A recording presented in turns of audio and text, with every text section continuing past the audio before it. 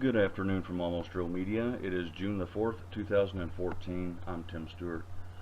We thought with all the recent media coverage of Bowie Bergdahl's release that it might be interesting to go back and look at Judge Andrew Napolitano's footage on Fox News from yesterday to see what his opinion is of possible consequences for President Barack Obama in making the choice to not consult Congress, and possibly in doing so has also committed a felony.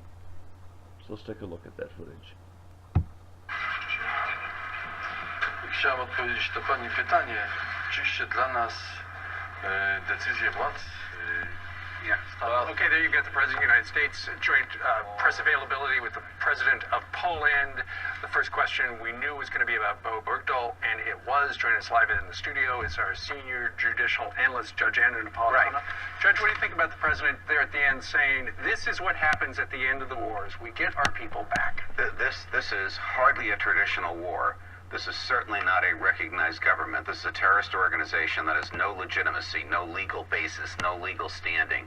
And it's been the policy of the United States government since 9/11, actually before 9/11, never to negotiate with non-state actors whose modus operandi is just to kill Americans. It's not to run a government in another country. Look, there's a lot of legal issues here. The lesser legal issue is the failure to inform Congress. He signed into law a statute saying, if I'm going to take anybody out of Gitmo for any reason whatsoever, I have to give Congress 30 days notice so that they can object or they can inquire. Somebody's calling Brian on his No, it's not my cell. It's the computer. They lift the sound up. All right. But the far more difficult one, we're talking about this before the President came on, is that we have a federal statute which makes it a felony to provide material assistance to a terrorist organization.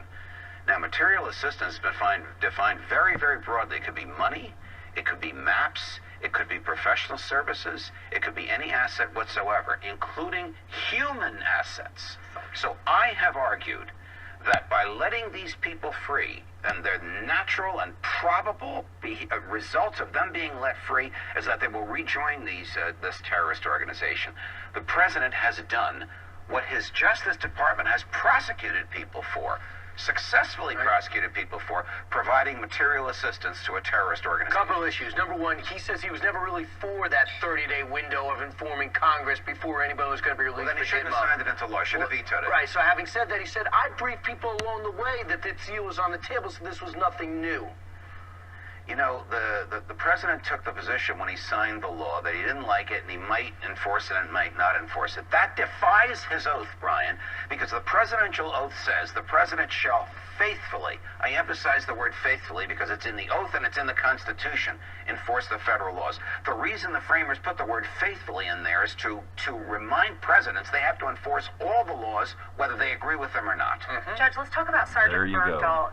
Many of his fellow soldiers are saying that he deserted and he could be collaborating with the terrorists or with terrorist organizations.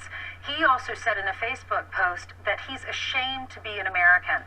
Should he face court-martial? Well, he certainly should face inquiry.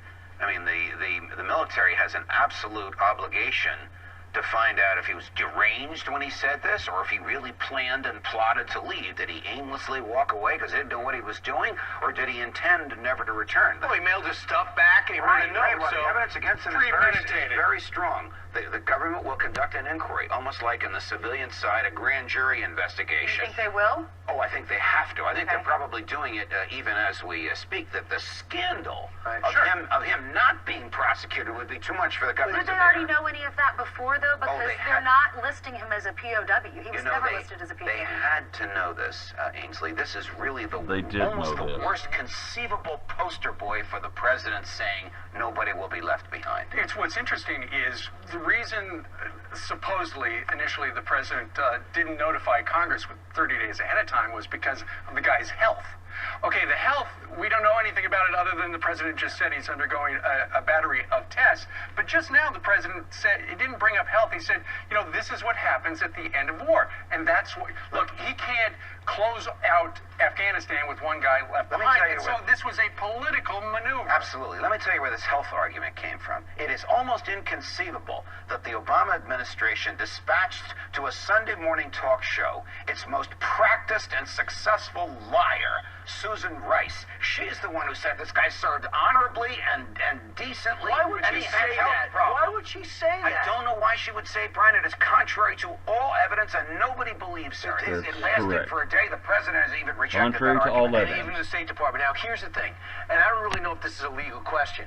You're not exchanging this guy for a bag of cricket balls. You're exchanging him for 4 of the worst of the worst, and everyone agrees. 5 of the worst of the worst, and everybody agrees that are more than likely to go back to terror and are going to be part of the brain trust of the Taliban. We'll be Why dealing I with them say again. The president may very well have committed a federal crime by giving material assistance to a terrorist organization. He ought to have known that that's what these guys will do.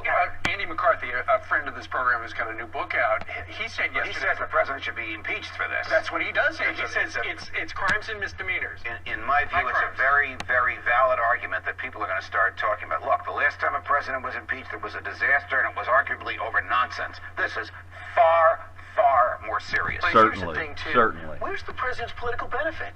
I don't see any Democrat going, look at I'm so proud of my president for giving up, getting a deserter back in exchange for 5 hardened Ryan, killers. that is the head scratcher as to why they did this. It doesn't make sense from their own point of view. Democrats will begin to flee from this president. They already are. Believe they're going to lose the Senate and lose even more seats in the House. Now are probably not even going to want him to come in their districts and campaign for him. It might be like you said earlier, though, that the president is doing this because of the reaction back in the 80s, in 81, when all those POWs were released, and then it was a big deal. The hostages. Yeah, well, And the president- this is blowing up in his face. Look, the only benefit to him is that the VA scandal is off the front page. Right. Dick Cheney says that these 5 guys that were released from Gitmo will attack again. You want to talk about some health problems? What about after 9/11? All of the individuals that died, all the people that are facing health problems because we were down there. We're going to have some major health problems if these 5 guys come back and attack. I have questioned the legal basis for Gitmo, but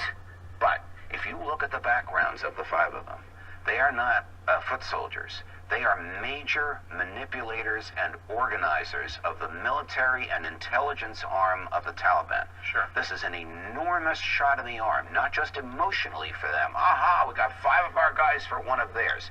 This is a strategic, tactical boost to them. The very thing that the government is prohibited from doing under federal law. What do you think about the suggestion that this is President Obama's backdoor way of closing Gitmo? I heard Dana Perino talk briefly about this last night, where, maybe 5 here, 5 there, whatever, we got over 100 there. This is one way he could do it. Well, this is where the McCarthy argument will come in, because the statute that he signed, saying I will give them 30 days notice, and as he signed it, he said, I don't like it, and I might not enforce it, was passed overwhelmingly by Democrats as well as Republicans. Yes, He it was. basically will be thumbing his nose to the Congress on a hot-button issue. Right. It's absolutely a mystery. Judge, thanks so much. Pleasure, guys. Okay, guys, I'm sorry that clip was so long, but we felt that it was important that you could hear from someone. Napolitano's been a federal judge. If I'm not mistaken, he's also been a Supreme Court judge, not the Supreme Court, but a state federal Supreme Court judge. At any rate, it looks like Obama may have gotten himself into some trouble here. Just something that we're going to have to watch and see if it develops. Okay.